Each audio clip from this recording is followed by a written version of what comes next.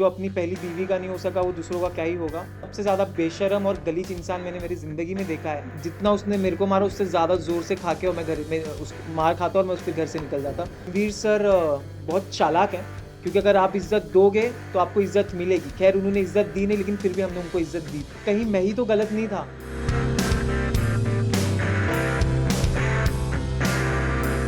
मैं बहुत ज़्यादा ग्रेटफुल हूँ कि बाहर आके मुझे दिखा है कि पब्लिक ने इतना प्यार दिया है मुझे।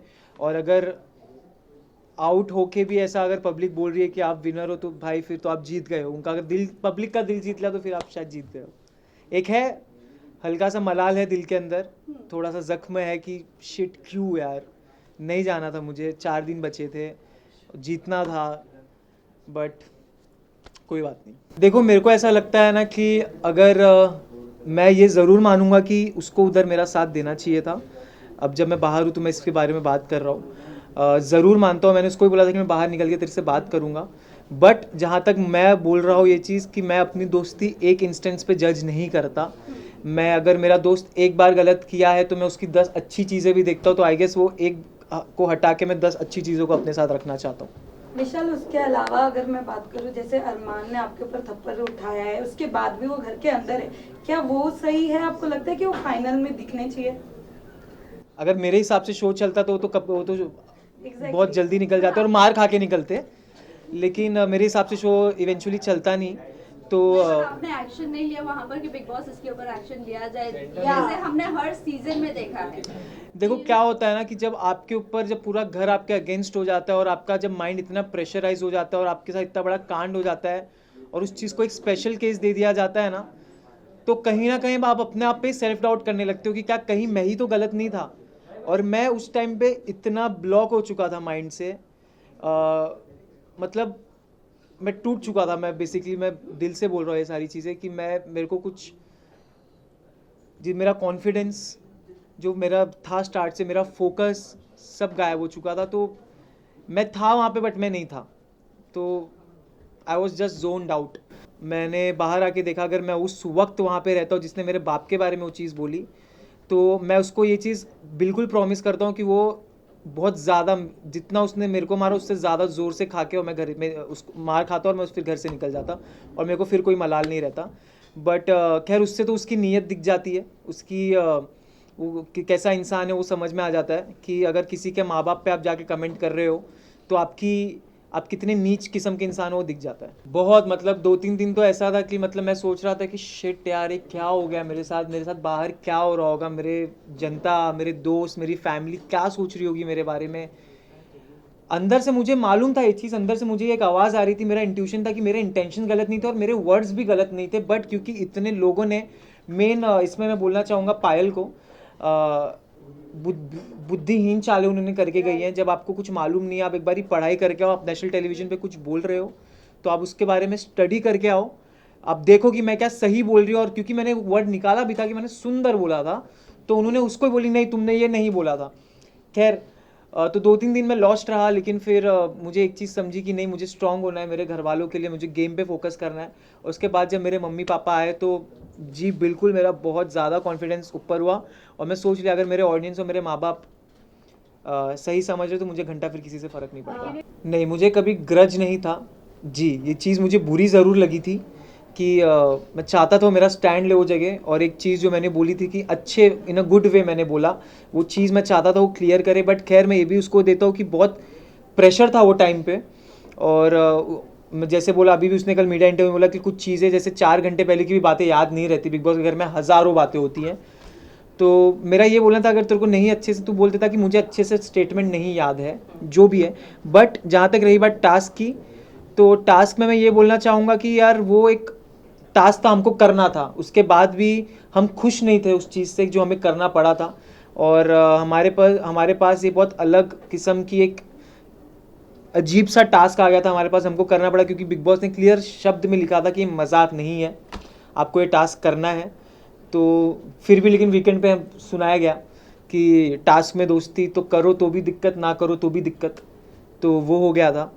तो मैं और मकबूल तो रेडी रहते थे हर वीकेंड के वार पे कि चलो भाई अपने को बैठना है, अपने को सुनना है। तो नहीं, बट जहाँ तक रही बैक स्टैबिंग की, तो मैं, ये बहुत कड़क शब्द है बोलने के लिए, मैं ये नहीं यूज़ करना चाहूँगा। जैसे मैंने बोला ये चीज़ कि मेरा दोस्त था और दोस्त रहेगा। तो मैं इस पे एक स्टोरी भी डाला था, मैं चीज़ यहाँ पे रिपीट करना चाहता हूँ। जो जगह आप नहीं हो वो जगह पे भी अगर आपके नाम की गूंज मच रही है तो आपने ज़िंदगी में कुछ सही करके आए हो शो में। रणवीर सर का मेरे को ये लगता है ना कि रणवीर सर बहुत चालाक हैं। वो सुमड़ी में इधर उधर की बातें करके निकल जाते हैं। हालांकि मैं उनकी बहुत इज्जत करता हूँ जिस हिसाब से वो गेम खेल रहे हैं, जिस हिसाब से उन्होंने टास्क परफॉर्म किया है, जितना ईयर का उनका एक्सपीरियंस है, उनका हार्डवर्क है, वो मैं रिस्पेक्ट करता हूँ। लेकिन आप अगर हम अब छोटों से एक्सपेक्ट करते हो इज्जत, तो क्या आपका ये फ़र्ज़ नहीं बनता कि छोटे भी आपके साथ एक नेशनल टेलीविज़न पे मेहनत करके आप उनको भी इज्जत दो? क्योंकि अगर आप इज्जत दोगे तो आपको इज्जत मिलेगी। खैर उन्होंने इज्जत दी नहीं, लेकिन फिर भी हमने उनको इज्जत दी थी। अरे मकबूल स्ट्रांग है, उसको कोई कुछ नहीं कर सकता, कोई सीन नहीं है उसका, वो सही है, वो कर लेगी मैनेज। और जहाँ तक रही बात रणवीर सर की बात, तो वो करते हैं। उन्होंने तो भाई बहुत सारे ऐसी ऐसी चीज़ें उन्होंने कह दी है, मेरे और मकबूल के रिलेशन पे ऐसे ऐसे उन्होंने बातें कह दी है, बट खैर उन पे नहीं बोला गया है, कोई बात नहीं। मेरे ख्याल से तो आप अगर ये सारी चीज़ें देखो तो एक चीज़ से ये समझ सकते हो कि भाई उनकी फट गई थी लिटरली। हम चारों से सब घर वालों की फटती थी कि भाई अगर ये नहीं जा रहे यहाँ से, इनको तिगड़म करके निकालना पड़ेगा, क्योंकि अगर इनको तिगड़म करके नहीं निकाले तो ये आखिरी तक नहीं हिलने वाले। और मैं ये दावे के साथ कहता हूँ, जो हिसाब से मुझे ऑडियंस का, जनता का प्यार दिखा है, हम चार तो नहीं हिलने वाले थे। बट बहुत सारी चीज़ें करी गई, ठीक है। और जहाँ तक रही बात कि इन चारों को उड़ाना पड़ेगा, सबसे पहली बात भाई तेरे बस की बात है नहीं, तेरे बस की तो बात नहीं, तेरा पॉइंट रखने की, तू चारों को उड़ाने की क्या बात कर रहा है? तो पहली चीज़ ये।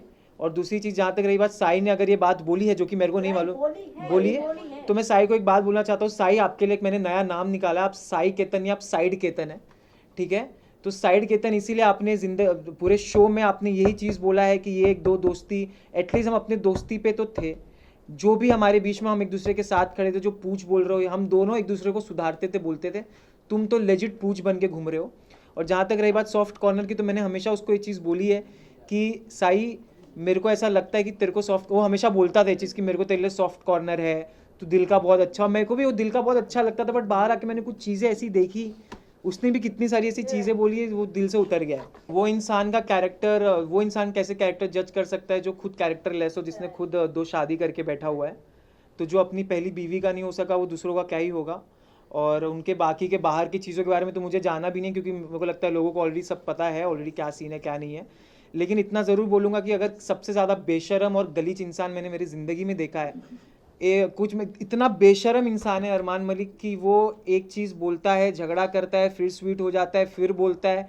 क्योंकि मैंने हमेशा ये चीज़ बोला है कि सारी चीज़ें उसकी कैलकुलेटिव रही है, और हर एक चीज़, भले वो झगड़ा हो, भले उसको क्या बोलना है, हर एक चीज़ कैलकुलेटिव है। अगर मुझे मालूम होता उसके, तो मैं भाई उससे, तो कभी मैं बात उससे, तो खैर मेरे को बात करना भी उससे मेरे को गवारा नहीं है। ट्रॉफी मैं चाहता हूँ कटारिया मकबूल में से कोई उठाए, बिल्कुल मैं ये चाहता हूँ। और जहाँ तक रही बात जो आपने पूछी कि उन्होंने बिल्कुल सिंपैथी के लिए कर रहे हैं, तो मैं ये बोल रहा था कि जहाँ तक रही बात सिंपैथी की, उन्होंने मेरे निकलने पे, जब मैं इविक्ट हुआ, तो उनके प्रोफाइल पे एक वीडियो आया जहाँ पे उन्होंने मेरे साथ डाला हुआ है, मेरा भाई है वेल प्लेड विशाल।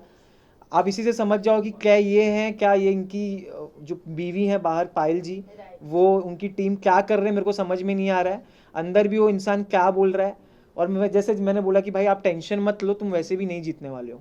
लास्ट में निकलते हुए आप हग करके निकले थे अरमान को, दिल में क्या चल रहा था? विशाल इतने प्यार से हग किया था आपको। प्यार से नहीं, खैर उन्होंने मुझे भूल चूक माफ़ बोला था निकलते टाइम, जब उन्होंने मेरे को हग किया था, तो भूल चूक माफ़, ठीक है।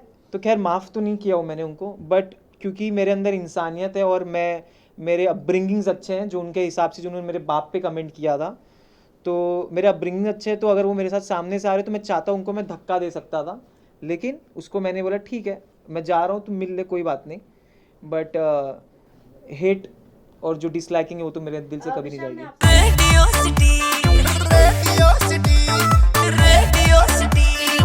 रेडियो सिटी रग रग में दौड़े सिटी।